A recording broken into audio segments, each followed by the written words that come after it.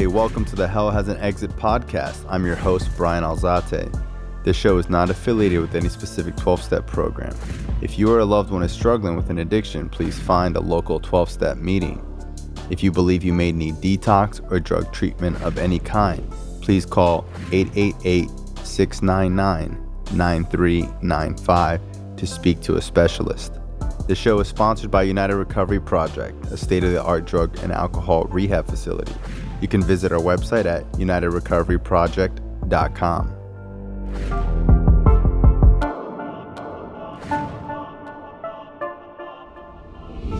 Hey, welcome to Hell Has an Exit. I'm your host, Brian Alzate. Please send this podcast to a friend if you think they're struggling with an addiction. If you have friends and family who you think this podcast can help out, please, the more subscribers, the more people that are listening, the more people we can help out and try to spread that positivity and hope. On this podcast, we interview a lot of recovering addicts.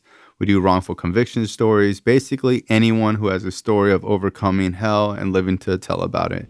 We're probably most vocal on Instagram. You could go on our Instagram, Hell Has an Exit, and check out our videos. We post a lot of cool stuff on there. We're also full video now. So we are on YouTube. If you want to watch each episode, you can watch it on YouTube, or you can also listen on Spotify, Apple Music.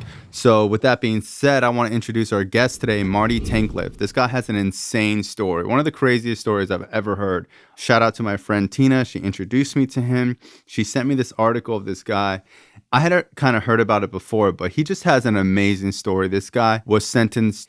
He was 17 years old at the time, and he ended up serving 13 and a half years in prison and was charged for killing both of his parents. And this guy was totally innocent. He was a senior in high school. He fights the case, proves his innocence, comes out, becomes an attorney, sues the city, sues the state, wins $13 million, proves his innocence, and he also basically does this 24/7 as an attorney. All he does is wrongful convictions and criminal cases. He's just got an amazing story. He's such a good dude. I really had a pleasure speaking with him. I hope you guys enjoy his story. It is long. It's 2 hours, so we're going to separate it from a part 1 and a part 2. So this week will be part 1. Next week will be part 2. Hope you guys enjoy. Thanks for listening. All right, welcome to Hell Has an Exit. I'm your host, Brian Alzate. On this show, we interview pretty much anyone with a survival story of hell. It's cool. You're telling me that you actually have a tattoo of someone walking out of the gates of hell. It's really crazy. I do, Brian. Thank you for having me. Of course. And yes, my tattoo, the one tattoo that I have, is a man walking out from the gates of hell with flames. And in the gates are the number of days I was in prison, which was 6,338 days. Wow. And the man is just almost a silhouette, but it's clearly a man walking out. And it was a tattoo that it took me a long time to kind of figure out, did I really want to do it? Did I not want to do it? But it was really 3 tattoo images combined together. And it's something I don't regret. Yeah. Marty Tankleff, that's who you say your last name? Yes, Marty Tankleff. Marty Tankleff, welcome. It's exciting to have you here. You have an incredible story. We both have a mutual friend. She linked us up together. You flew down to Florida. And I just wanted to, take a moment to, say I appreciate you taking time out of your day to tell your story. And really without hesitation. I messaged you. We talked for a day and a half. And a week and a half later, you're on a flight. So I appreciate that. In this day and age, I think the personal connection and meeting people in person just makes a difference. I mean, we're living in a world where they're so distant, or we're focused so much on technology and Zooms that you don't get that true emotional connection when you do it in person. And something like this really should be done in person. Absolutely. Yeah, 1,000%. And I know that, sometimes we can do it over the phone. It's just not the same. Yes, so you have an incredible story. I try not to do too much research because I knew like a gist of it, and like Tina was telling me. And, I just want to hear it from you. So if you want to start from the beginning, where are you from, where you raised, Sure. I'm going to do a little bit reverse, if you don't mind. Sure. If the state of New York would have had their way, I would be 90T 3844 until the year of 2040.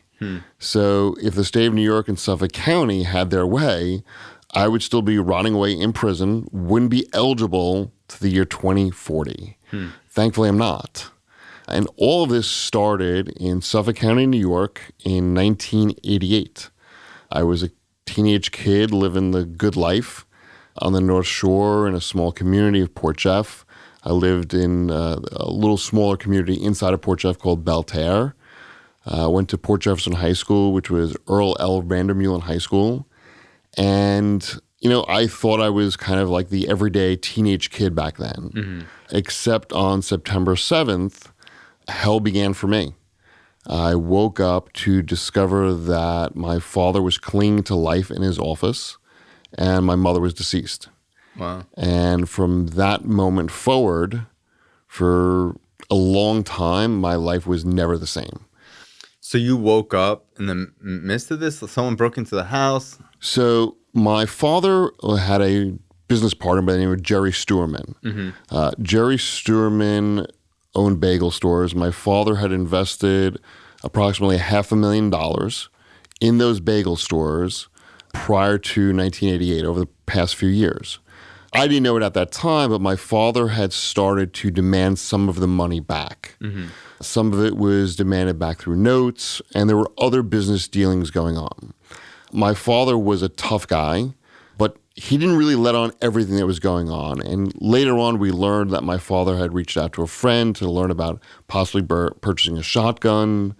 We learned that my father had told my legal guardian, who was also the family attorney, Mike Fox, that 2 weeks before the murders, that my father told him that Jerry Stewerman wouldn't fuck with him because he knew where the bones were buried. I mean, none of us really knew at that time in 1980 what all of this meant.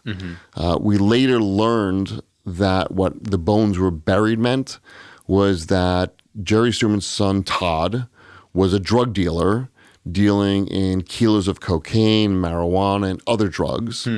And the bagel stores were essentially money laundering.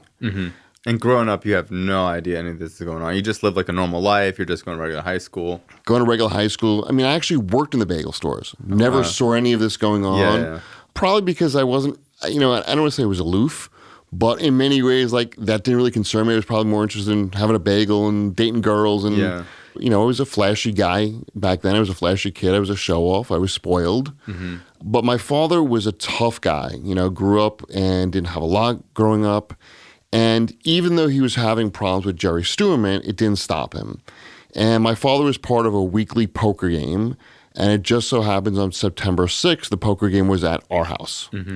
So when I woke up on the morning of September 7th, which was supposed to be my first day of senior year, I woke up and noticed that the outside lights were on. As I'm walking through the house, the front door was open. And as I continue walking through the house, I just know something's not right, because normally at the end of any poker game, my father would have shut the house up, the front door would be locked, the lights would be off, the alarm would be set. None of that existed here. And I walked all the way through the house to where the poker game was, because everything just seemed like it was odd. Like, like I said, the lights were on. And I discovered my father, who was bleeding in his office chair exactly where the poker game was. Wow. Then what happens from there? I ended up calling 911. I ended up looking for my mother, and I discovered my mother had been deceased. And the police came, and the ambulance members came. And instead of me being able to go to the hospital, because my father was alive, he was clinging to life, I was separated from everybody. I was, what I say is in many ways, was kidnapped. But you called 911. I called 911. I provided first aid to my father before the EMTs got there. And was it a gunshot wound? Knife wounds. Knife wounds. Oh, man. And, I'll tell you more about this, because we actually, through private investigations and further investigations, we uncovered who was responsible. But I was kidnapped essentially that morning from everybody. I was taken away by law enforcement. I was never allowed to go to the hospital where my father was. I was driven probably 45 minutes away from my house, and everybody was lied to. So much so that the lead detective, instead of communicating on his radio, he drove away and used a payphone to make sure that his phone conversation wasn't recorded. I was brought to police headquarters in Yaphank, brought into an interrogation room, a windowless room that had a desk, some chairs, and a file cabinet, and I was interrogated for hours. And throughout that entire process, there was no audio recording, no video recording, even though Suffolk County had policy and procedure in place That needs to happen. that require them to audio or video record it. They had the technology. They chose not to use it. And I've always said, had there been an audio or video recording of everything that happened in that room, this never would have happened. Never would have went to prison. What ended up happening is that at some point, What were they asking you? Who do you think did this? Where were you yesterday? And consistently, I said Sturman, because I knew that There was an issue. There was an issue there. That had been brewing. And little did I know when I was saying Sturman, so was the rest of my family. Everyone else was saying Sturman. Yeah. But it got so bad that even before we left my house to go to Yaphank, Mike Fox, who was the family attorney, who was my godfather, showed up at the house looking for me, gave McCready his business card that said attorney at law and said, I represent Marty. That's the lieutenant? No, McCready was the detective who interrogated me. Okay. Yeah, so there's a few names, okay? McCready is one name. B, everyone should remember that. That was the lead detective. Okay. Who, as we go into the story, you'll understand how suspicious that he was there first that morning because he was off duty that day. He was supposed to be working at his construction site. However, he was the first homicide detective at my house, and he ended up knowing facts while he was driving to the house that he shouldn't have known. Like he knew that there was a card game the night before. If he hadn't spoken to anybody, how would he know that? We later learned how he knew about that. His relationship to Jerry Sturman, my father's business partner.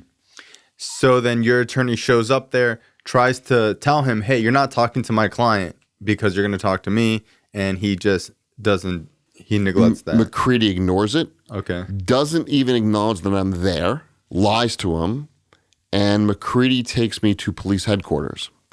We later learned that McCready had told Mike Fox that, Marty's on his way to the hospital, which was a lie.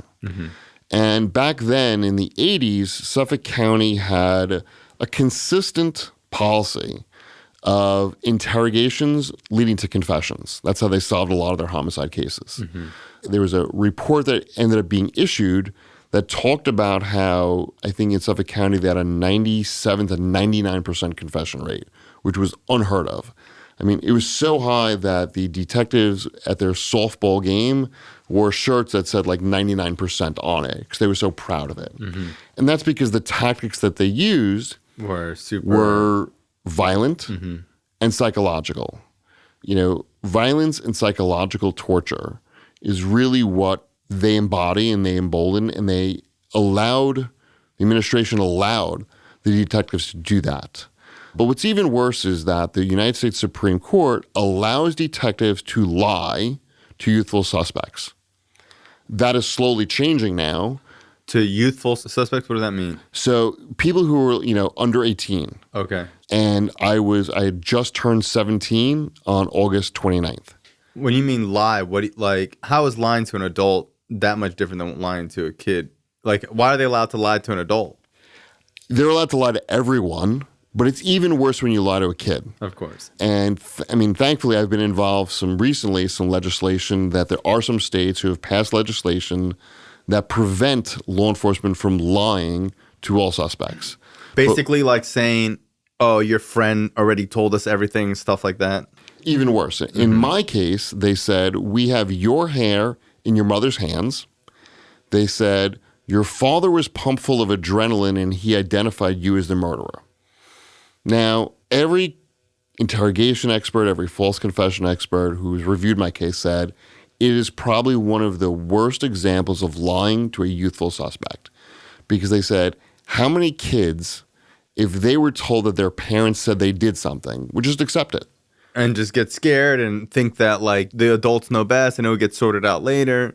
Yeah. And the way interrogations work, at least in my interrogation, was no matter what I said was truthful, when the interrogation, really there was a defining point where I think it went from interview to interrogation because the tone changed, the anger changed. It was almost like if I said, I didn't do it, they're like, Marty, we don't want to hear that. Just tell us you did it. Marty, we know you used this knife to do this. I didn't use any knife because I didn't do it. Marty, just tell us you did this. And every single question that was, I guess you could consider relevant to them, it's how it went. So it was almost like, give me, they would say something to me, I would deny it because it wasn't truthful, and their response was, Marty, if you don't tell us what we want to hear, okay, this is not going to end. And after hours of going through this, you start to doubt yourself. You start to doubt reality. You start feeling alone and isolated because here you are, 45 minutes away from everybody, in an interrogation room, and everyone around you. I mean, and these are people that I was brought up to trust. My father was the police commissioner of our local town, so I was brought up to trust law enforcement, believe them, that they're honest, they're not going to lie to you. And when you have these detectives saying, we have your hair in your mother's hands, and your father identified you, you start to doubt yourself. You start to say, well, if you're saying like I did it, maybe I did do it. And what's amazing is that there is no videotape of what happened in that room. There is no audio tape of what happened in that room. All that exists are basically what I say and what law enforcement says. Now, there's a 3-page written confession that McCready wrote. Never in my hand. It's not in my handwriting. It's not initialed by me. And if you never signed anything. Nothing. What I signed was like my Miranda rights card. But once again, the Miranda rights card, according to policy and procedure, you had to sign it, date it, and put a time on it. That's the one thing that I think people fail to realize, that in cases like this, there are rules and regulations in place to protect everyone. And when you don't follow those rules or regulations, we suffer. The innocent suffer. Yeah, because I've heard stories where like someone didn't get their rights read to them and the whole case got thrown out. It's exactly true. And in my case, that was one of the biggest issues, the Miranda rights. And I litigated the Miranda rights issue all the way up to the Second Circuit Court of Appeals, which is the highest federal court, one step below the United States Supreme Court. And the Second Circuit agreed with me. They said, Mr. Tankleff, guess what? Your rights were violated, but they were violated under the state constitution, not the federal constitution. So there's nothing we can do. All right, so go back. So, I mean, one, you just seen like your mom dead. So like, I don't even know how a kid would even be asked to, question it at that point. It's really inhumane and crazy. So I hate to say it, but you're using common sense and you're using humanity. But we know why. We know that McCready had a motivation. Yeah. I offered to take a polygraph. I offered to give my DNA. Whatever I could do, I was there to help them. Because I honestly believe that, that's what the police were there. They were there to help people. It didn't end up that way, though. It ended up that they said that I had provided some kind of oral confession, making certain missions, and I was arrested. And that night I was charged with the murder of my mother and the attempted murder of my father because he was still clinging to life. Was he verbal at all? No. Okay. No, he never regained consciousness and he ended up passing away several weeks later. The biggest issue that law enforcement had, I think, was that my entire family was behind me. So my mother's sisters, my father's brother, their kids, my friends, people who knew me were like, there's no way Marty could have done this. Yeah.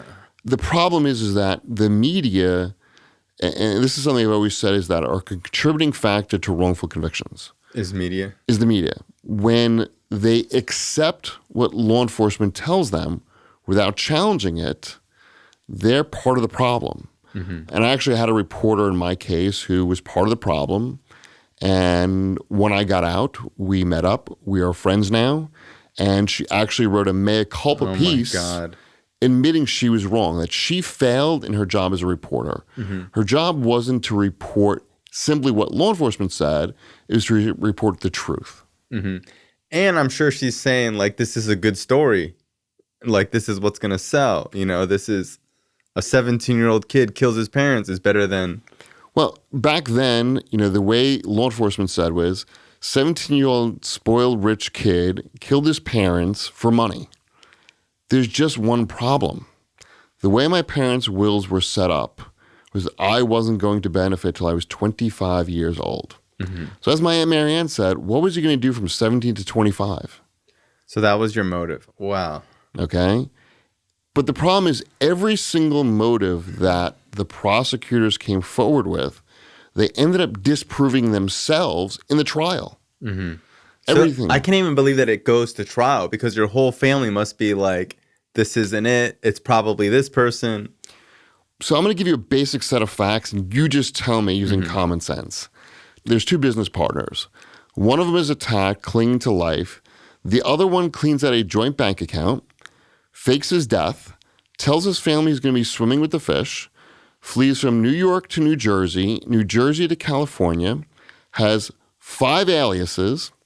When he's in California, he gets his hair weave changed at a club he's not a member of, hides out in a psychiatric retreat, calls his wife and says the word pistachio. Do you consider him a suspect? Yeah. Okay. That was Jerry Struman. Jerry Struman, my father's business partner, after my father had been clinging to life for about a week to 10 days, fled the jurisdiction, cleaned out a joint bank account, faked his death, had 5 different aliases, fled to California, Changed his hair, called his wife and said pistachio, because that was his favorite ice cream.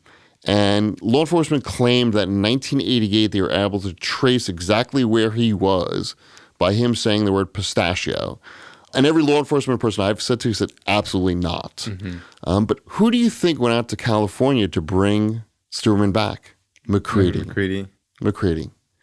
And the first thing McCready said to Struman was, did somebody pay for you to disappear? Now, at that time, I didn't know this, but Struman's son, Todd, was a drug dealer. Jerry Struman had hired bikers to commit violent acts in the past. And Todd Struman had enforcers. And one of those enforcers was Joseph Creedon. So this was all information that I didn't really know. Joseph Creedon is the police officer? No, Joseph Creedon is one of the murderers. Okay. So Joseph Creedon was one of Todd Struman's henchmen. And he was one of the individuals that was actually responsible for my parents' murders. But you don't know this at the time. You go to trial. So do they bring him? They bring him in for questioning, right?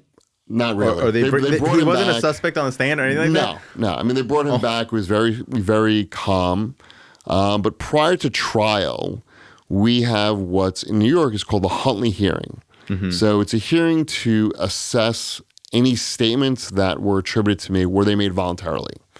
And at that time, my lawyer was running for district attorney in Suffolk County, and the judge who was hearing the case was in contention for running for district attorney. So everybody said to me, they said, Marty, you're not winning this hearing. What do you mean? The facts are on my side, the laws are on my side. They said if the judge ever wants to actually run for DA, he's got to rule against you because he needs to curry the favor of law enforcement. And if he rules in your favor, guess what? The case is over with. So he rules against me. He allows what the police said I said admitted to evidence. And in the early to midsummer of 1988, I went on trial. Do you think if you would have switched attorneys, it would have played out differently? No, not at all. I mean, knowing what I know now, no. Suffolk County was, back then, one of the most corrupt law enforcement district attorneys ever. And, I mean, there's a lot to get into, but I can tell you very... Yeah, okay. I mean, McCready was represented in private practice by an individual by the name of Tom Spoda. When all of the new evidence came forward in my case, Tom Spoda was the district attorney. We argued, say, how can you be the district attorney, okay, defend this case while you've represented Struman at some point? Well, where do you think Tom Spoda is today? Tom Spoda was sentenced to 5 years in federal prison a few weeks ago. Wow. For his conduct while he was a sitting district attorney. Wow. I thought district attorneys couldn't go to jail for what they did in... So they can. It was him. So anybody who Googles Tom Spoda and Christopher McPartland and Chief Burke, they covered up an assault that Chief Burke had perpetrated. And I believe what's come out is just the tip of the iceberg of all of the wrongdoings that Tom Spoda did. Because I think in, history and books or whatever, you hear about these crooked cops, but you don't hear about crooked DAs. very rarely. There was a law professor, Bennett Gershman, who said that because it's like you're the attorney, it's like you're the one who's supposed to like believe in the law and defend the law, and but I guess cops are the same way. I don't know. It's really Bennett Gershman said that the Suffolk County DA's office is the wild, wild west of law enforcement in the sense that they do whatever the F they want to do and they just don't care. And, when you hear some of the stories that have come out about Spoda, it was like he was the emperor. He was like the dictator. Everybody was fearful of him. And, one of my lawyers said to me, Marty, you've been out over 10 years, and in 10 years, look what's happened to almost all the people that were responsible for putting you in prison or keeping you in prison. They've either died or they're on their way to prison themselves. To me, if that's not karma, I'm not really sure what is. Yeah. But I know we got to go back. Yeah. So there's so much to this. So let's go to trial. So you go to trial. I go to trial. 17-year-old kid. 18 at this time. 18 at this time because I was arrested September 7th, 1988. The trial was in 1990. Which blows my mind that people sit in jail for years. I was out on bail. So this is the one thing. Out on bail? So bail was originally denied. Okay. And my family kept pushing for bail, and bail was finally granted. I was released on $1 million bail, or bond, really. So that means your family pays $100,000? They paid $100,000, or they put up $100,000. So if I disappeared, they had to pay it. And then what was even more shocking to some people is that after I was out for probably about a year, we made a modification to reduce the bond, and it got reduced in half. Because while I was out, I wanted to kind of try to live a little bit of a life. I mean, I wanted to finish my senior year of high school, which was just... Are you thinking you're going to jail? Or are you like, I didn't do it, it's going to be fine? Or both? I never thought I'd go to prison because back in 1988 and 1989 and 1990, I had a faith in the system. I had a faith that innocent people don't go to jail. Innocent people don't get convicted. And I remember when that started to change just a little bit. And that was during jury deliberations because, one of the lawyers said to me, the longer deliberations go, the better it is. I didn't get a verdict till the 8th day of deliberations. And, people can watch the video online, but all I remember was hearing not guilty first and then guilty. Don't remember anything after that. I mean, I've seen the video, so I know it now. Yeah. But back then, the next thing I remember is being escorted to the jail, going to the property room, and the property room officer saying to me, Marty, what are you doing here? And I remember just looking at him and said, why do you think I'm here? They said, Marty, there's no way they found you guilty. We know you didn't do it. I go, why else am I here? The police officer said this? It was a guard? Yeah, whoever was, I don't even know what they were back then, but yeah, said that to me. Because my trial was public. It was gavel to gavel. Everyone must have known about it. People probably knew your dad in the community. Your family was all behind you. So even though the media had put that stuff out, there was a lot of people in the community that just thought there's no way you did it anyways. And there was a ton of people that knew I didn't do it, believed I didn't do it. There were people who wanted to come forward, but they were scared. And we've learned. What are they going to say? Oh, hey, he probably didn't do it, My case was so horrible on so many levels. From the police, they never interviewed like friends of mine. My own trial lawyer has admitted that he was partially ineffective. Like he didn't call enough witnesses to the stand because the jury was left with hearing a story about me primarily from the prosecution. But, anybody who thinks that juries are safe havens or they think that things don't go wrong. I had a juror who was giving hand signals to the prosecutor during deliberations of which way it was going. I had, after the guilty verdict, I had witnesses come forward saying that McCready, the lead detective, the prosecutor, the judge, and a juror were celebrating together. I mean, if you think there are things that could go wrong in a case, they went wrong for me. I think the whole concept of a jury is just like insane that's still like part of the system that we use because you're literally just picking people out of a hat that have zero knowledge of the law or like sometimes when I watch it on TV, I can't even believe that this is still the way we do things. Everybody says, well, doesn't the law say a jury of your peers, right?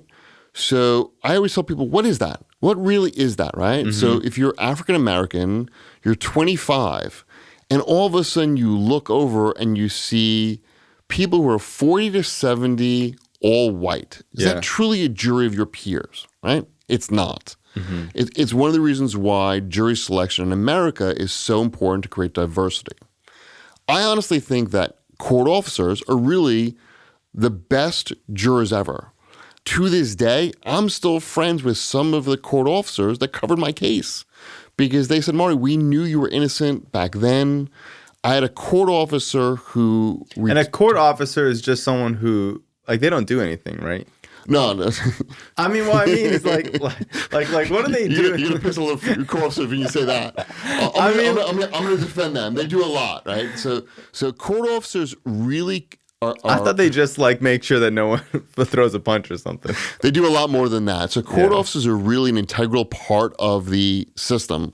While going to law school, I actually had a class with a captain who was a court officer. Okay.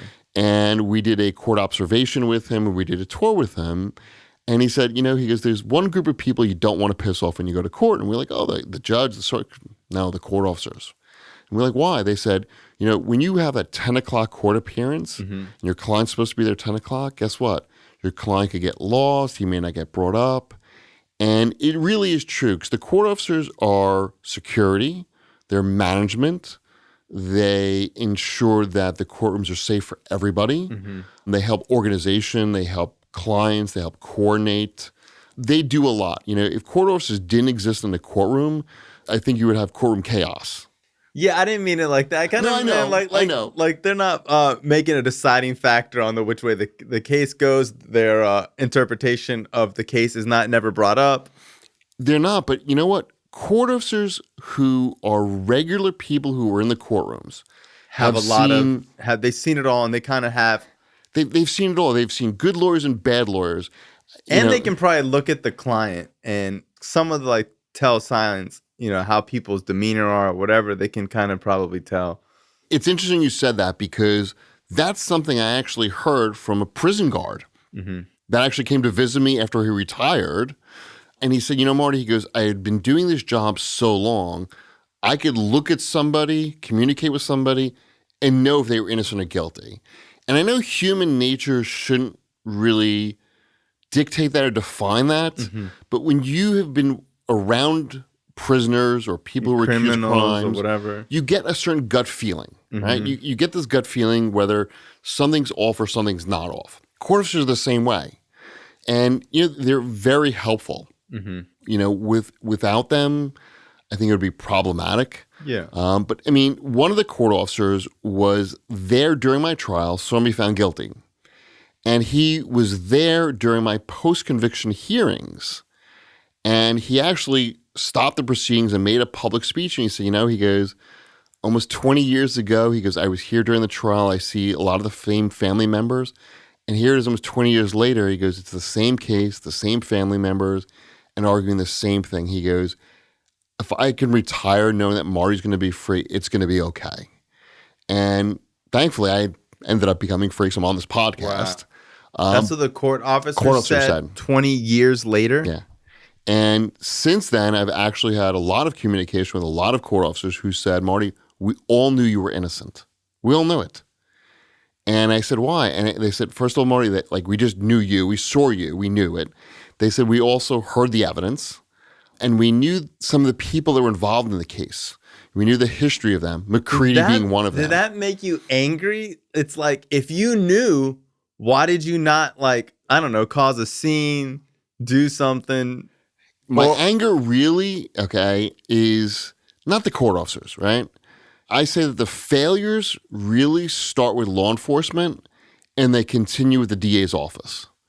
Wrongful convictions would not exist if you didn't have cops doing something wrong, you didn't have prosecutors who are double-checking, triple-checking, quadruple-checking, and you didn't have jurors being lied to.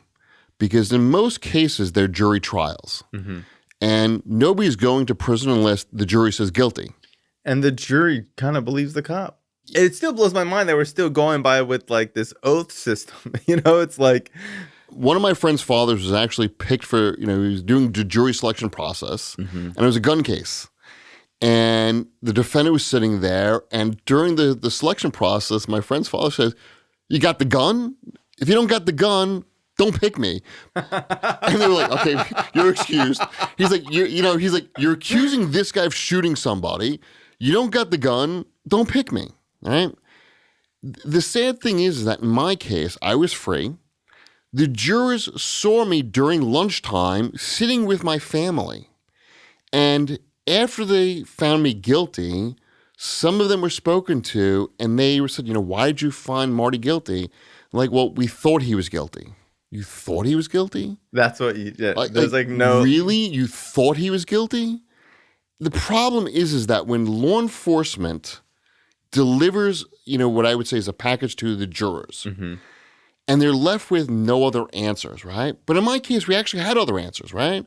Jerry Sturman, we called Jerry Sturman to the stand. He testified. So he was in the trial. He was in the trial. I mean, we called him. I mean, obviously he wasn't voluntarily. Yeah. We called him to the witness stand. What was his alibi? What was... He said that he had left, my father was alive, that his daughter, Barry, could give him an exact time of when he got home. But everything we now know today, we didn't know in 1988. We didn't know that, right? At one point he starts screaming on the stand. He goes, "I'm not on trial here. Marty Tankleff is, and he's sitting over there." Wow, what a coward and just a psychopath. Oh, it's insane. It's what happened to me shouldn't happen to any kid, any person in this world. Okay? And I can't help but think it's like you had a supportive family. Seems like you guys had some funds for bond. There's so many people that don't have anything. And that's why I say, if it can happen to me, it can happen to anybody. Yeah, and it does. I was 17 years old, upper middle class, great upbringing. I mean, there really wasn't much I couldn't have. I mean, at one point the prosecution said, "Well, I did this because I wanted a new car or I wanted a different car." Well, at that time, I was driving a lifted pickup truck. Yeah. And I also knew that the mechanic we were dealing with was going to go to a DEA auction, buy a nice car, and I was going to work with him to fix it up, right? So he actually called that, they called the mechanic in, the mechanic testified to that. Wow, a new trial. Every motive that the prosecution came up with was dispelled by their own witnesses. What were they asking you on trial? So I actually testified. And that's something everybody says, why would you expose yourself to that? And my belief was, I'm innocent. Let the world hear what happened to me. Let me testify. Yeah. But some people also said that I was too prepared, that I didn't look like a kid. I was dressed in a nice suit and tie instead of dressing a little more youthful. At one point, I remember somebody saying that, which one at the defense table is the defendant? Because here there were three white guys all wearing suits. I just looked very young. One of the things that I was told was don't look at the jury when you're being asked questions. But you're probably trying to connect with them and plead with them and try to get When I was testifying, I just wanted the people to know I was innocent. I didn't do this. I don't care what any cop came in and said to you. They're lying. And even some of the lay witnesses, some of the regular witnesses were lying, and I knew they were lying. I mean, the prosecution brought three girls in as their first witnesses who said I was at their house on a particular day and they made certain admissions. I knew I wasn't at their house, couldn't have been at their house, and didn't say what they said. Tragically, they all lied. Yeah. It wasn't until I got out of prison and we hired new private investigators that they went after one of them because there was two sisters and a single girl. And they went after that. She was a young woman then. And she's like, yes, we lied. The cops lied to us. The cops made us lie. And the cops also brought us into the evidence locker room right before testimony and said, look at all this evidence. Don't you want to put Marty away? Wow. There were so many things that went wrong even before the jury came back guilty. Evidence was withheld. And I tell everybody, what is the most powerful law firm, the biggest law firm in any area? Most people are like, I'm not really sure. I go, yes, you do. It's called the prosecutor's office. It's called the government. And they just don't know that. It doesn't click with them. I say, think about this. I said, the prosecutors have wiretap power, subpoena power, arrest power. I said, there are cases, wrongful conviction cases, where the prosecutors kidnap witnesses, held them in hotel rooms until they testified, and then paid them. It's crazy. It's not, though. It should be crazy. It should shock the conscience of people, but it doesn't. When they hear about a dirty cop or they hear about a cop bribing witnesses to testify a certain way or identify a certain way, it doesn't shock us anymore. Yeah, we're kind of like, oh, well, yeah, I think now people think cops are dirty. People don't really think that about prosecutors. They don't, but the problem is that a lot of prosecutors and a lot of cops have a long-standing relationship. And they are reluctant to question them. So if you have a homicide detective who comes in and said, oh, Brian is this witness, look what he saw, hear what he says, they just accept it. They don't kind of question Brian. They don't question maybe some of Brian's friends. They don't go out to, let's say, where Brian says he saw something to say, is that even possible? I mean, I was involved in a case where that just happened. Yeah, if a cop testifies in your case, you're screwed. I mean, we do it with speeding. If the cop shows up and says you were speeding, that's it. All they have to do is show up and say that you were speeding. That's it. We've come to a point where we've given law enforcement a higher credibility, especially in criminal proceedings, than the average person, right? And I think that's a problem. I think every person in a criminal trial should have the same level of credibility. Unless you're, let's say, an expert witness, where you have specialized training, you're there to testify about something very specific that you've gotten very unique knowledge about, DNA, something like that, right? But which even in like John Huffington's case is like the fingerprints and the drugs. Yeah. I mean, we're hearing this time and time again where, science is only as good as who the examiner is. There's been serologists in America who have fake blood tests. They fake drug tests. I recently worked on a criminal case where I had a client who was charged with driving under the influence of cocaine. And he's like, I've never done cocaine in my life. Lo and behold, he was telling the truth. The testers, when they tested the prior urine sample, it was a high level of cocaine. And they never recalibrated the machine, never cleaned the machine. So when his urine was tested, there was still residue for it. But it wasn't him. Yeah. And that was really because, thankfully somebody took an aggressive point of view because had it not been, he could be going to prison.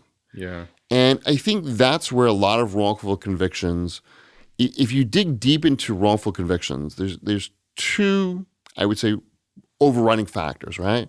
One is that a lot of lawyers are not prepared to defend somebody. And two is all the problems that go on with the government, with the prosecutors and the police and forensics, right? Because, if you think about how prosecutors and the government and police have unlimited resources, they can call every expert they want, drag out the case as long as they want.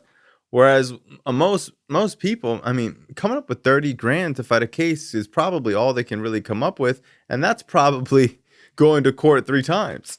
It is. I mean, if you think about hiring a high-powered attorney nowadays for a homicide case, you are probably looking at anywhere from $50,000 to $250,000 retainer. Then, and that's if it doesn't drag on. It's if it doesn't drag on, but if it's a homicide case, as a defense lawyer what that's going to entail to investigate it, and if you're going to trial, how much time that's going to take. And in wrongful conviction cases, you're almost doing double the work because you're starting from the beginning. Because you have to prove they're innocent, then you have to prove guilt on a prosecutor side, which is almost crazy. So that's one of the issues that I think people fail to realize. So that was one of the problems that happened in my case. My defense lawyer said he was going to prove something. Defense lawyers don't have to prove anything at a criminal trial. The burden of proof is on the prosecutors. But when you're arguing innocence, you have to establish that your client is either innocent, there was some wrongdoing that went along the way. So really, it's double the amount of work because you have to go back to the original trial and say, okay, what went wrong here? Okay, let's address the problems of the trial. Then we have to take all those post-conviction years and say what new witnesses have come forward, what new science, forensics have changed, And that happened in my case. I was convicted June 20th, 1990. I remember October 5th of 1990, I was sentenced to 50 years to life. And, it's 2 days I'll never forget because I remember the sentencing wasn't as horrible as the finding of guilt because my lawyer was like, listen, Marty, this is what's going to happen. You're going to go to court. The judge is going to sentence you to 50 to life. You think at 19, you're thinking 50 to life, like, what the fuck is going on? Like, is this real? Like, trying to process that as here I am innocent. Here I am, like, I was living this great life, like anything I wanted, boats, cars, girls, whatever I wanted, like I had in life. And here I am going to prison. Like, young white kid, 135, 140 pounds. Like, how am I going to survive this? Mm-hmm. And literally, it's walking into hell. There's no, I remember somebody asked me one time, they said, are there any good prisons? And I kind of said to them, I said, do you hear your question? Having the word good and prison in the same sentence just doesn't make much sense. Mm-hmm. I go, I don't think there's any prison that's good. Mm-hmm. I said, there may be prisons that are better than other prisons, but I don't think such as a good prison. Yeah. At least not in America. If you go beyond America, you go outside our country, mm-hmm. You go to Netherlands, there are prisons over there that are not like prisons, where people are treated like humanely. They have keys to their doors, there's windows, and that's why the crime rate is less elsewhere. Mm-hmm. But I remember June 28th being found guilty, October 5th being sentenced to 50 years to life. And then it was a few weeks later, I was brought up to Downstate Correctional Facility, which is a processing center in Fishkill, New York, and I was assigned 90T 3844. And the T is not for Tankleff. The T is because they normally would start with the letter A, but after 10,000, they go to T in Downstate. So that year, because there are different letters are designated for different jails. Okay. I think Ulster was R. I think Attica was D. So Downstate was A and T in 1990. Okay. So 90T 3844, I was the 13,844th prisoner. And I remember the guards consistently saying, you're not a name, you're a number.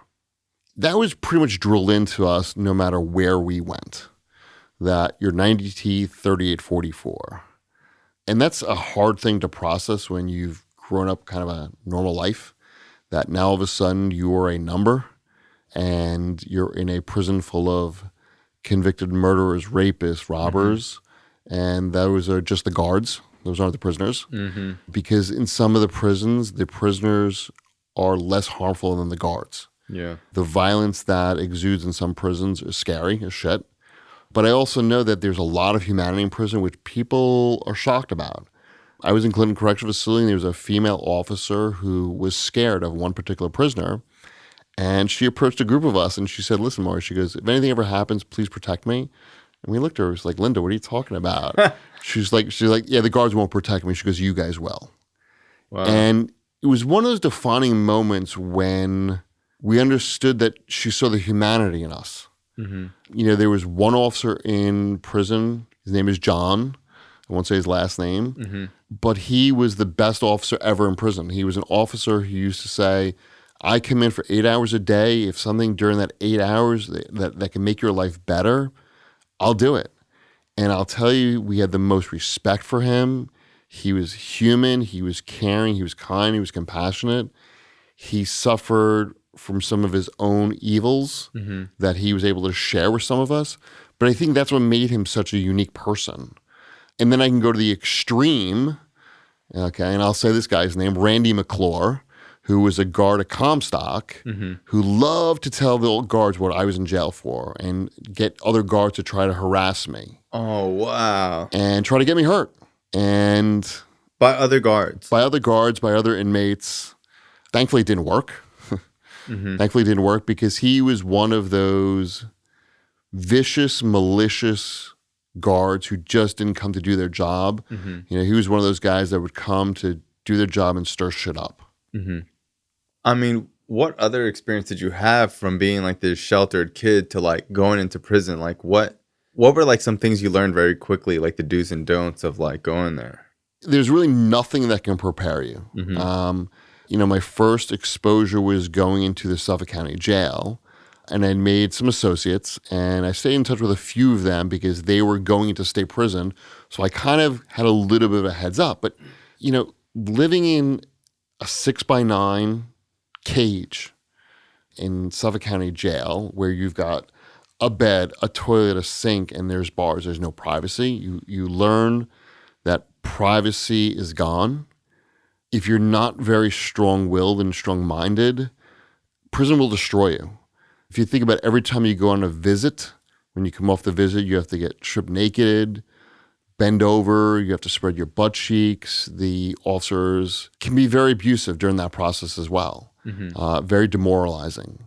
But, you don't want to go on do you go on a visit and see your family and friends or not? Yeah. You're forced with these decisions, and it's kind of like, it's hell. No matter which way you look at it, there's a hell to this.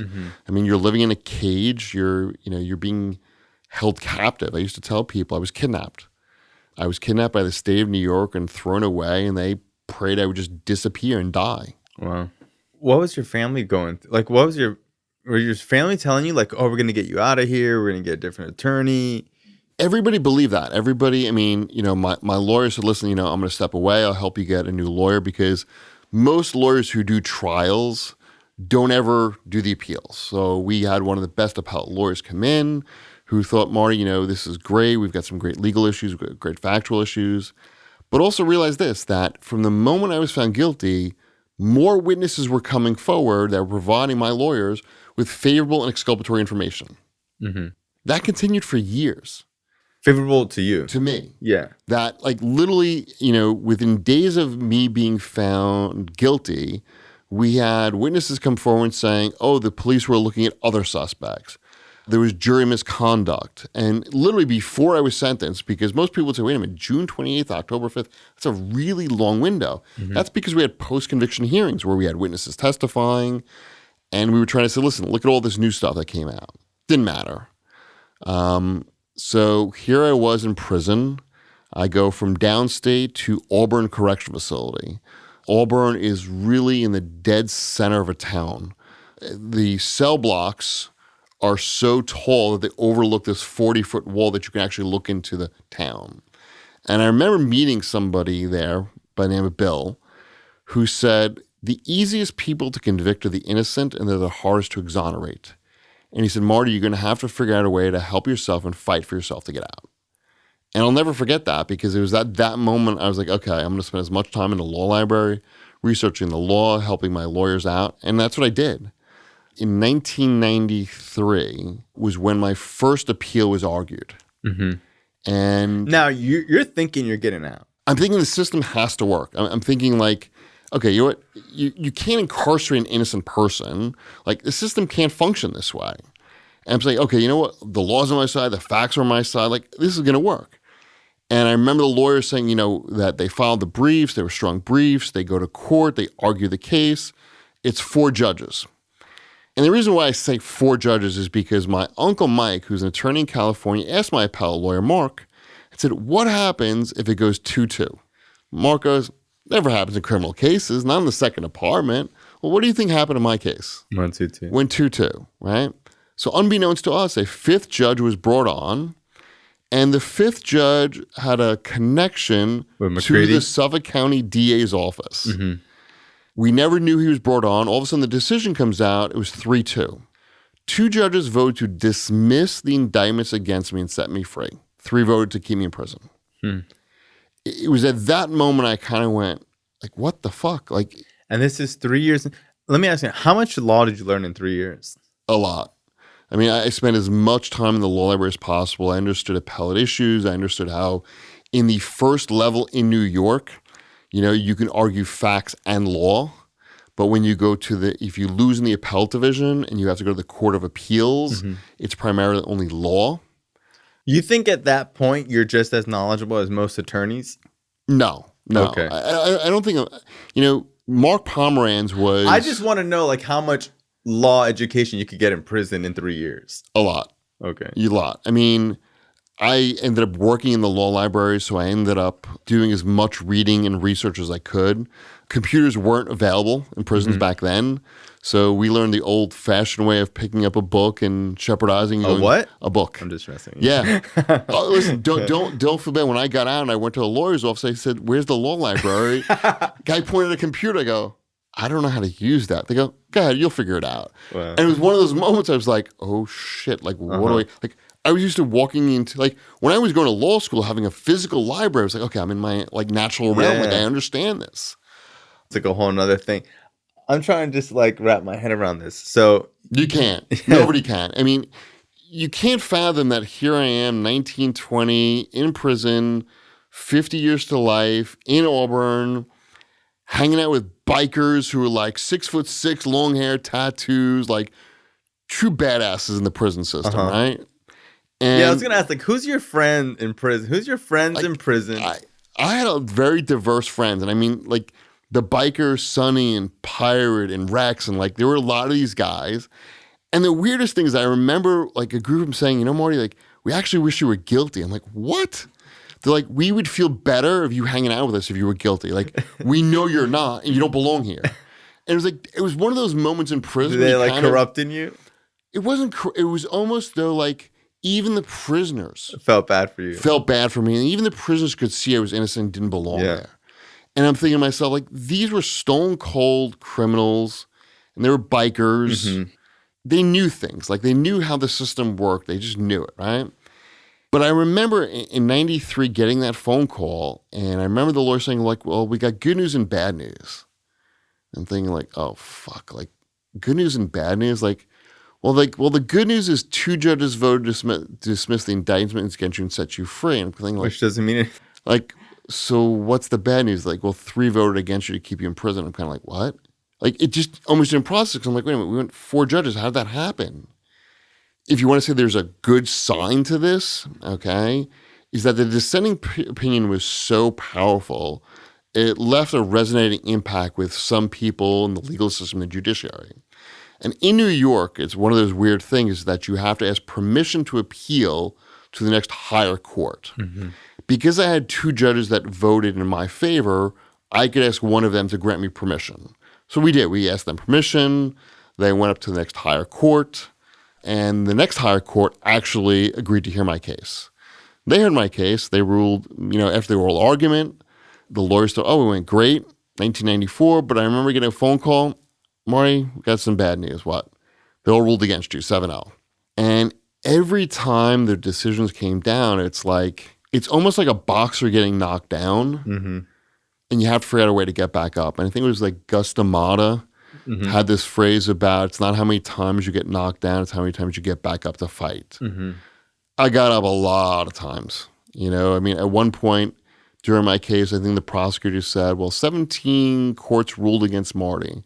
Well, that just means that I got up each and every time to come back fighting harder and harder. I don't want to bore your listeners with the criminal. It's okay. After the Court of Appeals decision, I went to the federal court, the first level. The federal court ruled against me. Then we went to the Second Circuit Court of Appeals. And the Second Circuit Court of Appeals, and this is what's important. Remember the name Guido Calabresi. Guido Calabresi is a judge, still sitting judge, on the Court of Appeals. Guido Calabresi wrote the opinion in my case where he said my Miranda rights were violated, but under state law, and since they were federal court, they couldn't do anything. But he said my Batson issue had to do with a case called Batson versus Kentucky, and had to do with prosecutors excluding jurors based on race, religion, sex, creed. And at the time of my trial, my lawyer was very forward-thinking and said, the prosecutor is getting rid of every African-American juror. So we argued that exact issue in state court. All the state courts ruled against me. The district court ruled against me. The Second Circuit Court of Appeals said, no, there's something here. So we have to remand it down for a hearing.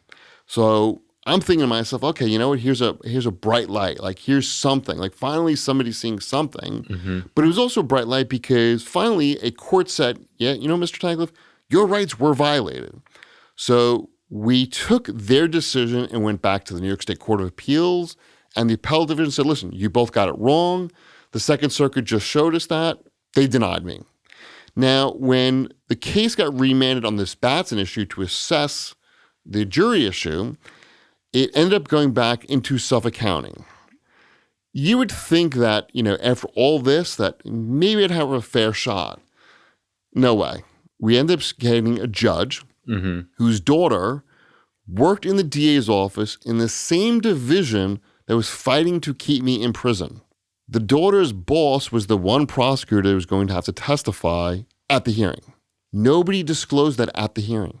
We didn't know any of it. Wow. And the hearing, the judge wouldn't allow certain witnesses to testify, and obviously they ruled against me.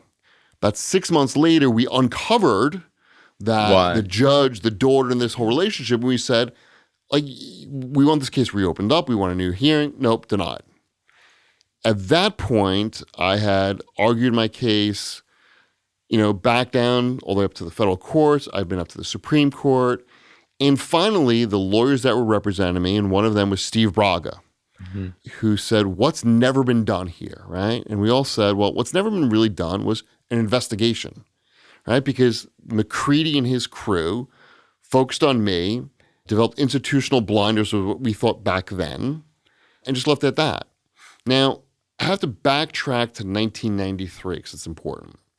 In 1993, a woman by the name of Carlene Kovacs came forward to us and gave us a statement which we ended up turning over to the DA's office.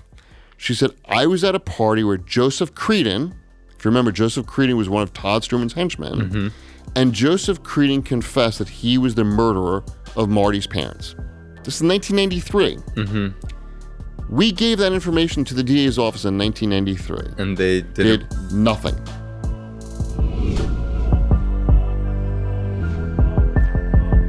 This show is not affiliated with any specific 12-step program. If you or a loved one is struggling with an addiction, please find a local 12-step meeting. If you believe you may need detox or drug treatment of any kind, please call 888-699-9395 to speak to a specialist. The show is sponsored by United Recovery Project, a state-of-the-art drug and alcohol rehab facility. You can visit our website at unitedrecoveryproject.com.